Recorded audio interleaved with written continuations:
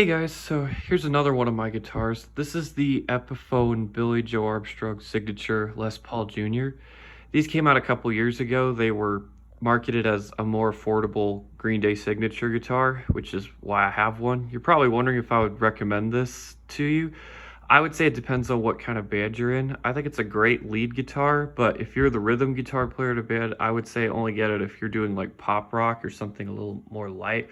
I don't think it would handle heavy metal or hard rock very well.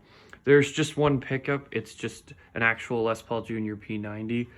I've played a lot of Les Paul Jr.'s over the years, like 3 or 4 of them, and they've had P90s in them, but I like this one a lot better because it actually sounds like what you'd want from a Green Day guitar. It's got a lot of bite, a lot of pick attack. The treble cuts through really well. So if that's what you're looking for, like this guitar does the job really well. Like the actual Green Day signature guitar does it a lot better, I would say, just from what I've heard in YouTube videos, but this gets the job done well enough. This finish is white and it's in semi-gloss paint. You might not know what exactly that means. I used to be a painter, and we would use different kinds of paint for different surfaces on the wall. And semi-gloss is what you would use on like door frames and window frames and baseboards. So next time you're at a really nice, expensive house, try feeling the door frames or the baseboards and just feel how smooth and sleek and shiny they are. That's what this guitar has. And it makes it look really cool, but it also makes it a little heavier than I would like in terms of weight. I prefer guitars to be as light and easy to carry around as possible. Now, I have to admit, I have had some problems with this guitar, which is why I hesitate to be like, oh yeah, you should absolutely get it. So in my last video, I was saying I like to get these really big, bulky, strong strap locks. And the reason why is because of this guitar. So what happened was I got it fresh out of the box and I was like, I'm not going to change anything because people have been saying, you know, Epiphone stuff is getting better. It's probably fine as is. I probably don't need to get anything. So I just put a strap around it and I started using it. I had a tryout for a friend of mine to try playing bass for me for a gig, and we met at a church I was playing at the time, and we were practicing on like this wooden stage, and I kid you not, like I wasn't jumping around or anything. I was just standing there, just playing it completely normal, and I kid you not, we're right in the middle of a song, and this strap just flies right off of the strap lock, just comes straight this way. The entire thing just falls. It lands like right on the hardwood floor, and unfortunately it knocked off the tuner knob on the G string because of course it was the G string, right? So at first my mom was able to just hot glue it back on and it was fine. It had a little trouble staying in tune, but it worked okay. But eventually that wouldn't stay on either. And so, you know, I tried crazy glue and that didn't work either. So finally I had to just take it to a guitar store and have an expert like rip the old one off and put this new one on. He didn't have a white one, so that's why it's black.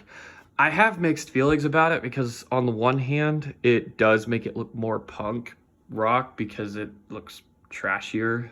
You can see like all the scratches that they had to do to get the old one off. But on the other hand, it was very unfortunate that that happened because I gave them a fair chance, like the hardware as is, you know, and I'm not trying to say like Epiphone sucks, but I think there's a reason that Gibson is better because their pieces are higher quality, I'd say. Also, one of these pots just fell off right in the middle of while I was playing, but same thing, I just glued it back on and it's fine.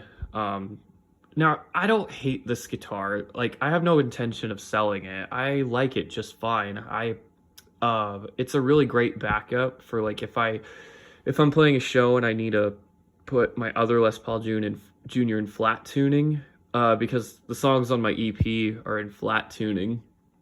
I like to use this guitar in standard tuning for more recent stuff that I've written. And you know, now that I have these stronger strap locks on it, I've never had a problem with that since. But you know, I have to be honest with you. I can't recommend it to you completely because of that. You know what I mean? If it was just fine, you know, the way it is out of the box, then I would say, yeah, go for it. And, you know, maybe I'm an outlier. Maybe I'm one of the only people who had that problem with this guitar. But I may as well tell you, you know, because it did happen and I wasn't trying to make it happen. But hey, maybe you'll get one and it'll just stay perfect the whole time and you'll enjoy it and love it. Again, if you are wanting to do something harder and edgier, like American Idiot or 21st Century Breakdown, I don't think this is the right guitar for your rhythm section. The pickup has a lot of bite and pick attack, but it is single coil, so it's not going to have a lot of presence and full sound to it. You know what I mean? If you want to do something like Uno Dos Tre, this would make a really great rhythm guitar, I would say. But otherwise, I would say just use it as a lead guitar and find something else for your rhythm section. But anyway, thanks for watching, guys. I'll show another guitar here pretty soon. Have a good day. Bye.